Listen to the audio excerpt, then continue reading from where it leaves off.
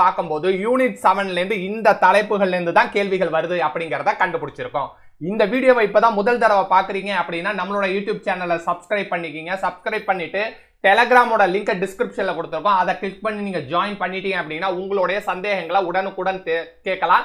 அதற்கான சந்தேகங்களுக்கான சொல்யூஷனும் கொடுக்கப்படும். யூனிட் 7ல எந்த தலைப்பு சார் படிக்கணும் அப்படின்னா 1 2 3 4 5 6 7 இந்த 7 தலைப்புகள் இருந்து நம்மளுக்கு எத்தனை கேள்விகள் சார் உறுதி அப்படின்னு பார்த்தா 7 முதல் 8 கேள்விகள் கண்டிப்பாக இந்த தலைப்புல இருந்து வந்துரும்.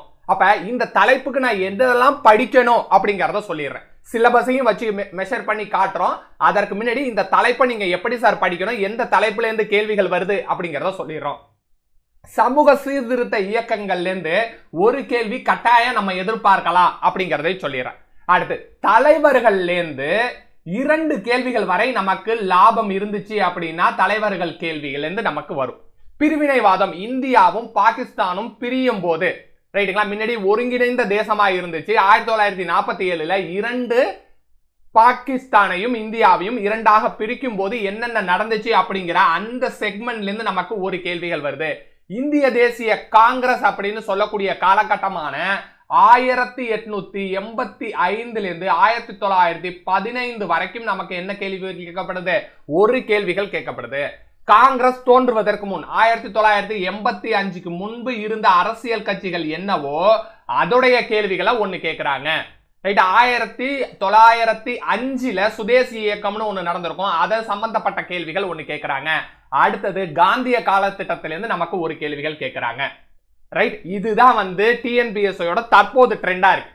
சரி சார், இதை தாண்டியும் கேள்விகள் வருதான்னு கேட்டீங்க அப்படின்னா இதை தாண்டியும் கேள்விகள் எப்ப வரல, 2024ல நடைபெற்ற டிகிரி ஸ்டாண்டர்ட் கொஸ்டின்ஸ்ல வரல. அதுக்கு தான் ப்ரூஃப்னு உங்கள்கிட்ட சொல்லியாச்சு. ப்ரூஃப் என்ன சார், டிகிரி ஸ்டாண்டர்ட் கொஸ்டின்ஸை எடுத்து அனலைசிஸ் பண்ணி பார்க்கும்போது எந்த தலைப்புல இருந்து மட்டும்தான் கேள்வி வந்திருக்கு அப்படின்னா டிஎன்பிஎஸ்சி இந்த ட்ரெண்டை தான் 2024ல ஃபாலோ பண்றாங்க. அப்ப இதே ட்ரெண்டை நீங்களும் ஃபாலோ பண்ணுங்க.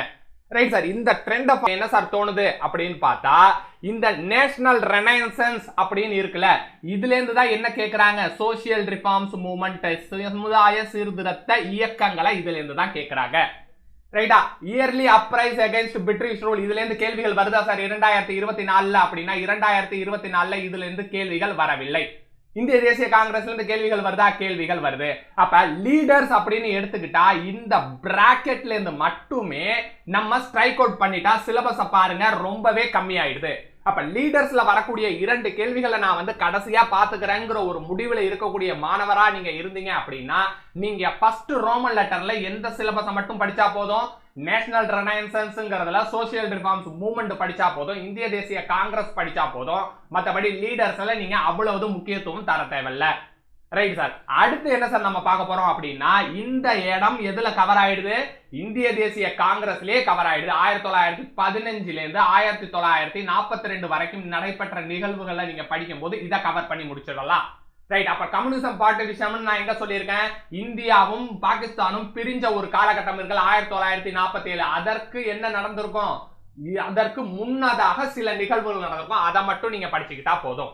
ரைட் சார், எந்த தலைப்பை யூனிட் 7ல இருந்து படிக்கவே தேவையில்லை அப்படின்னா லீடர்ஸ் அப்படின்னு முடிவு பண்ணிட்டீங்க அப்படின்னா லீடர்ஸ் கொஸ்டினை நீங்க படிக்க தேவையில்லை. ஏன்னா அந்த தலைப்புகளை படிக்காம நம்மளால என்ன பண்ண முடியும், இந்த பிரிலிமினரியில பாஸ் பண்ண முடியும்.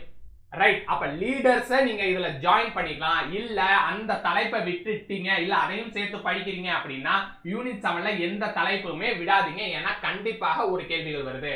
கதை வடிவுல படிச்சு தேர்வுக்கு என்ன தேவையோ அதை